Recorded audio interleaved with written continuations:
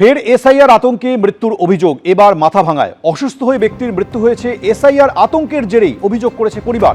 ছোট ছেলের নামে শুনানির নোটিশ আসায় আতঙ্কে ছিলেন। আজ বিএলওর বাড়ি গিয়ে নোটিশ আনতে গিয়ে অসুস্থ হয়ে তার মৃত্যু হয়েছে বলে মাথাভাঙায় মৃত প্রৌঢ়ের পরিবারের অভিযোগ।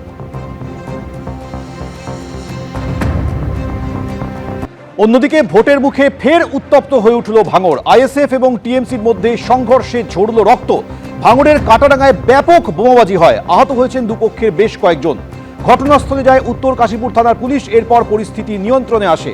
আইএসএফ কর্মীদের উপরে হামলা চালিয়েছে শওকত মোল্লার অনুগামীরা বলে অভিযোগ, যদিও এই অভিযোগ অস্বীকার করেছেন ক্যানিং পূর্বের তৃণমূল বিধায়ক।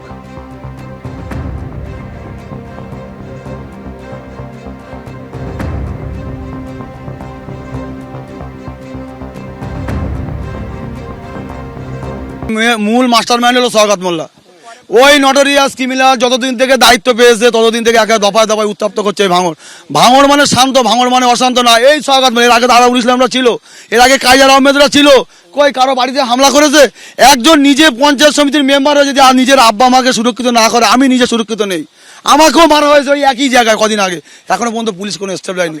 পুলিশকে এর আগে বলেছে আমার জানলাতে বোম মেরেছে। সকালে আমাদের দলের কর্মীরা ওখান থেকে যখন আসছিল, তখন ভাঙড়ের এই কুখ্যাত সমাজবিরোধী ওইদুল বলে একজন আছে, সে আমাদের এই কর্মীদের উপর আক্রমণ করে। পাল্টা আমাদের কর্মীরা প্রতিরোধ করে। আমাদের 4 জন ছেলে এখন নার্সিংহোমে ভর্তি আছে, বেসরকারি হসপিটালে ভর্তি।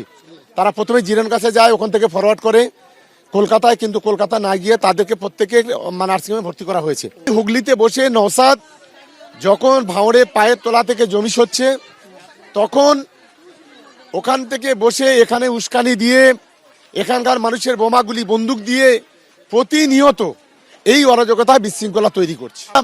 আমাদের বিষয় এইটা যে অবিলম্বে যদি ওইদুলকে যদি অ্যারেস্ট না হয়, তাহলে আমরা বৃহত্তর আন্দোলনে নামব। গোটা পরিস্থিতি এখন হতাশাব্যঞ্জক। সামনেটা ভয়ঙ্কর অন্ধকার। সমাজকে দুর্নীতি গ্রাস করেছে। প্রতিক্রিয়া সাহিত্যিক তিলোত্তমা মজুমদারের। ভোটের আগে দেখুন যা দেখছি। গোটা পরিস্থিতিটাই অত্যন্ত হতাশাব্যঞ্জক এবং সামনেটা ভীষণ অন্ধকার বলে মনে হয়। তার কারণ যে সামগ্রিকভাবে সমাজ এবং রাজনীতি দুটোই নিয়ে আমরা যদি দেখি যে একটা সাংঘাতিক আদর্শহীনতা এবং দুর্নীতি গ্রাস করেছে, যার ফলে মানুষ পারস্পরিক বিশ্বাস, আস্থা সমস্ত কিছুই হারিয়ে ফেলছে। এটা অত্যন্ত ভয়ঙ্কর এবং এর পরিণতি তো চিন্তাতীত যে একই হতে চলেছে সামনে।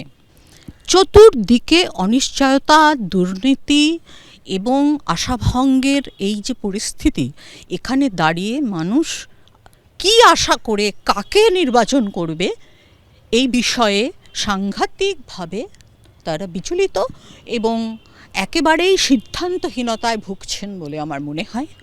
যারা খুব সামান্য চিন্তক, বেশি দূর ভাবতে পারছেন না, তারা সাময়িক লাভের লোভে অনেক কিছু মেনে নিচ্ছেন। সেটাও একটা জাতির পক্ষে অত্যন্ত খারাপ। সমগ্র ভারতবাসীর দিকে কথা ভেবেও খারাপ এবং বঙ্গবাসীর দিক থেকেও সেটা অত্যন্ত খারাপ।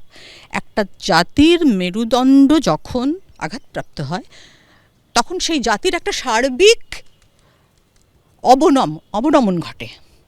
তো সেই সার্বিক অবনমনের ছবিটা চারদিকে ভীষণভাবে স্পষ্ট।